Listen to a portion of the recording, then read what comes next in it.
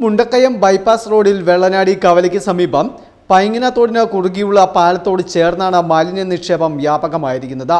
Plastic കവറിലും ചാക്കിലും കെട്ടി load കണക്കിന് മാലിന്യമാണ് ഇവിടെ തള്ളിയിരിക്കുന്നത്. മത്സ്യ മാംസ അവശിഷ്ടങ്ങളും വീടുകളിലെ അവശിഷ്ടങ്ങളും പച്ചക്കറി അവശിഷ്ടങ്ങളുമെല്ലാം ഇവിടെ കൂടിക്കിടക്കുകയാണ്. മാലിന്യത്തിൽ നിന്നുയരുന്ന ദുർഗന്ധം മൂലം മൂക്കുപൊത്തി സഞ്ചരിക്കേണ്ട ഗതികേടിലാണ് യാത്രക്കാർ. പ്രദേശത്ത് തെരുവുനായ ശല്യവും രൂക്ഷമാണ്. ഇതുമൂലം കാൽനടയാത്രക്കാർക്ക് ഇതുവഴി സഞ്ചരിക്കാൻ പറ്റാത്ത സാഹചര്യവുമുണ്ട്. തെരുവുനായകൾ മാലിന്യങ്ങൾ കടിച്ചുവലിച്ച് റോഡിലേക്കിട്ട് റോഡിന്റെ വശങ്ങളിലെല്ലാം മാലിന്യങ്ങൾ ചിതറിക്കിടക്കുന്ന സംഭവങ്ങളും ഉണ്ടാകാറുണ്ട്. കൂടാതെ ബൈപ്പാസിന്റെ വശങ്ങളിലെ നടപ്പാതയിലും സാമൂഹ്യ വിരുദ്ധർ മാലിന്യങ്ങൾ വലിയ തോതിൽ നിക്ഷേപിക്കുകയാണ്. മുൻപും ഇവിടെ മാലിന്യ നിക്ഷേപ കേന്ദ്രമായിരുന്നു.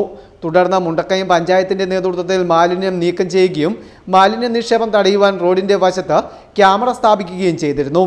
എന്നാൽ വലിച്ചു കിട്ടിയ പ്ലാസ്റ്റിക് വലകൾ നശിച്ചതോടെ വീണ്ടും ഇപ്പോൾ മാലിന്യ കേന്ദ്രമായി മാറിയിരിക്കുകയാണ്. പുലർച്ചെ നിരവധി ആളുകളാണ് പ്രഭാത സവാരിക്കായി മുണ്ടക്കയം ബൈപ്പാസ് റോഡിലെത്തുന്നത്. മാലിന്യ നിക്ഷേപം ഇവർക്കും വലിയ ബുദ്ധിമുട്ടാണ് സൃഷ്ടിക്കുന്നത്.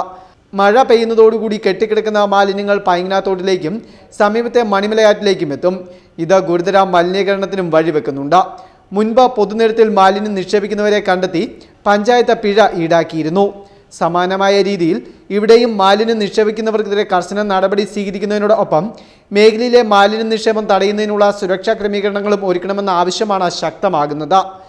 Festoon news, Mundakayam.